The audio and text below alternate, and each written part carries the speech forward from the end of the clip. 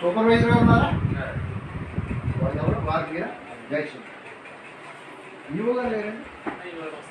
ఇప్పుడు మారుతి జీవిత స్వామి అండి, సంజయ్ స్వామి వచ్చాను. ఇక్కడ మన మండపం దగ్గర బూత్ పాటలు వేస్తున్నారు, దానికి ఎవరు బాధ్యులు? మీకేం సంబంధం?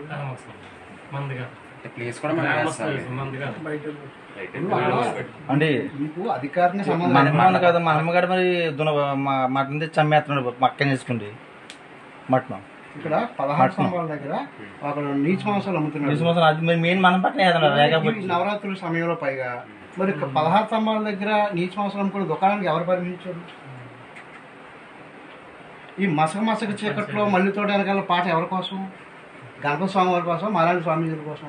ఎవరికైనా ఇష్టమైతే ఇలా ఇంటికి వేసుకోవాలి కదా. ఇప్పుడు మనందరూ హిందువులే కదా, మరి ఎందుకు అక్కడ పాటలు వేస్తున్నారు? మన అందరికీ